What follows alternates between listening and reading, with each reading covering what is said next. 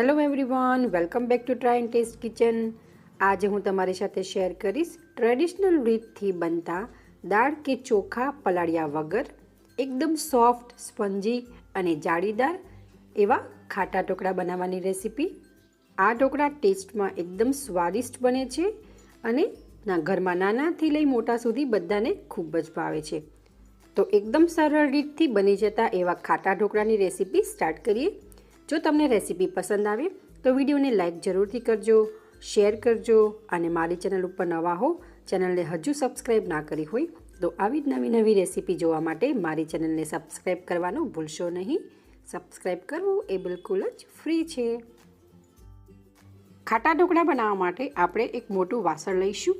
વાસણમાં આપણે 2 બાઉલ ઢોકળાનો દરાવેલો લોટ ઉમેરીશું.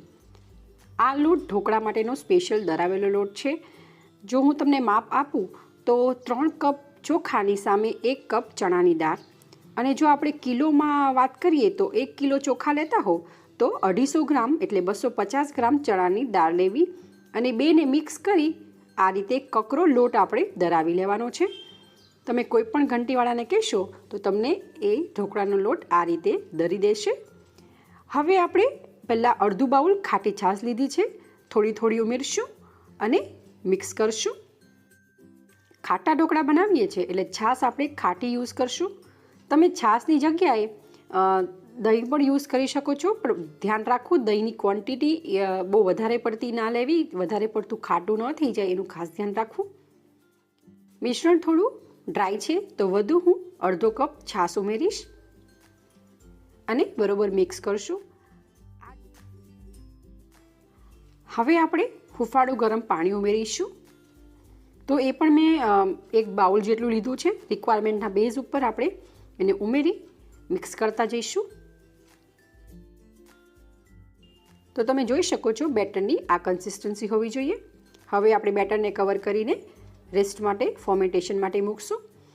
તો તમારી પાસે ટાઈમ હોય તો તમે ઓવરનાઇટ પણ રાખી શકો છો અને ટાઈમ ના હોય તો 5 થી 7 કલાક પણ રાખી શકો છો. તો અહીંયા મેં 5 થી 7 કલાક રાખ્યું હતું. તો 5 થી 7 કલાક બાદ તમે જોઈ શકો છો બેટરમાં ઉપર ખૂબ જ સરસ બબલ્સ આવી ગયા છે. તો આપણે ચમચાથી પણ ચેક કરી લઈએ. એકદમ સરસ આપણું બેટર ફોર્મેન્ટ થઈ ગયું છે. એકદમ સરસ આથો આવી ગયો છે. બરોબર આપણે મિક્સ કરી લઈશું. બેટર થોડું થીક લાગે છે તો આપણે 1/4 કપ જેટલું પાણી ઉમેરીશું અને બરોબર મિક્સ કરશું બેટરની. તો આ એકદમ પરફેક્ટ કન્સિસ્ટન્સી છે આપણા ખાટા ઢોકળાના બેટરની. હવે આપણે એમાં સ્વાદ અનુસાર મીઠું ઉમેરીશું. ત્યારબાદ આપણે 1 ટેબલસ્પૂન આદુ મરચાંની પેસ્ટ ઉમેરીશું અને 1.5 નાની ચમચી હળદર ઉમેરીશું. બધું જ એકદમ બરોબર મિક્સ કરી લઈશું. હમણાં મેં 1 જ ચમચી આદુ મરચાંની પેસ્ટ ઉમેરી છે બિકોઝ જે ફર્સ્ટ 2 થાળી બનશે એ કિડ્સ માટે છે. ફર્સ્ટ 2 થાળી બની જશે ત્યારબાદ હું વધુ આદુ મરચાંની પેસ્ટ આમાં ઉમેરી દઈશ. તો તમે પણ જેના માટે બનાવતા હો એના અકોર્ડિંગ ટુ આદુ મરચાંની પેસ્ટને વધુ ઓછી કરી શકો છો. તો તમે જોઈ શકો છો એકદમ સરસ આપણું ઢોકળા માટેનું બેટર તૈયાર છે. હવે આપણે ઢોકળાના બેટરને એક બાઉલમાં કાઢી લઈશું. થોડું બેટર આપણે બાઉલમાં કાઢશું બિકોઝ આપણે જેમાં સોડા એડ કરશું તો આપણે બધા જ બેટરમાં નથી એડ કરવાનો. આપણે થોડા બેટર લઈશું અને સોડા એડ કરી આપણે એના ઢોકળા બનાવીશું. તો અહીંયા મેં ઢોકળાની પ્લેટને ઓલરેડી તેલથી ગ્રીસ કરી લીધી છે. હવે આપણે એને સાઈડમાં રાખશું. બાઉલમાં આપણે જે બેટર લીધું હતું એમાં આપણે 1/2 ટેબલસ્પૂન કુકિંગ સોડા લીધો છે, બેકિંગ સોડા. એ આપણે ઉમેરીશું અને થોડું પાણી ઉમેરી બરોબર મિક્સ કરી લેવાનું છે. તમે જોઈ શકો છો આપણું બેટર એકદમ સરસ લાઇટ અને ફ્લફી બની ગયું છે. હવે આપણે થોડું બેટર એક પ્લેટમાં નાખીશું અને એને આ રીતે સ્પ્રેડ કરી દેવાનું છે. થોડું ઓછું લાગે તો વધુ ઉમેરી લેવું. એવી જ રીતે રિમેનિંગ બેટર આપણે બીજી પ્લેટમાં કાઢી લઈશું.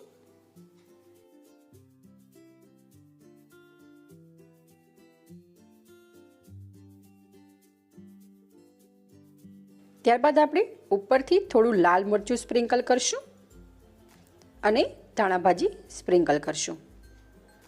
તો આપણી 2 પ્લેટ તૈયાર છે. હવે આપણે તૈયાર પ્લેટને સ્ટીમરમાં સ્ટીમ કરવા માટે મૂકીશું.